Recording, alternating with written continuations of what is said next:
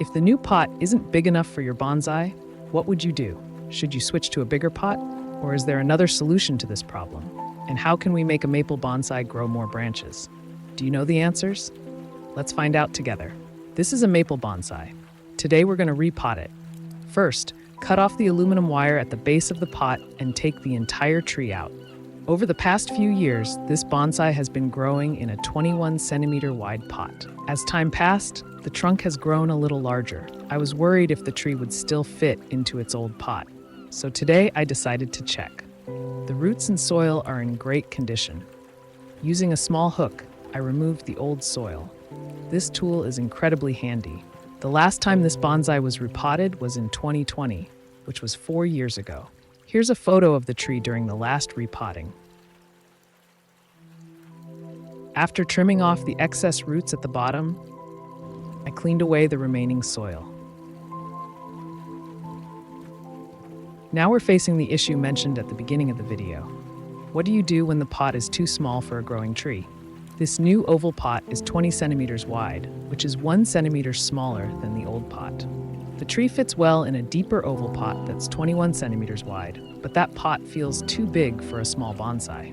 Small bonsai, a type of bonsai with an overall height typically under 30 centimeters, can create a unique aesthetic in compact spaces. While this pot is beautiful, the issue remains. It's still too big for a small bonsai.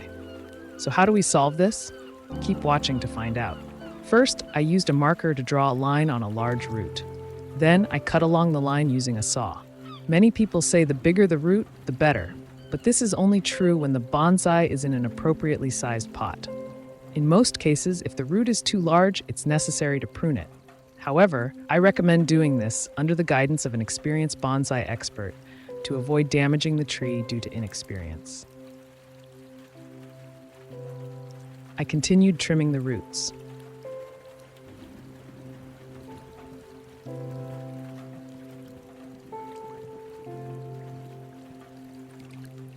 Now you can see that it fits perfectly into the pot.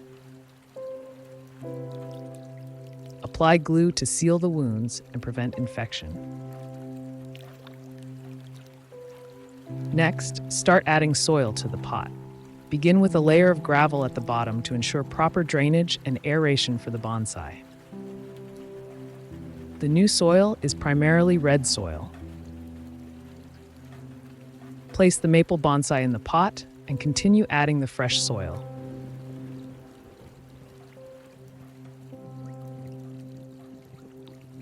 When adding new soil, use a wooden stick to press it down, ensuring the soil is firmly packed and leveled. Finally, water the tree thoroughly until the soil is saturated. The repotting is now complete. Next, let's address the second question.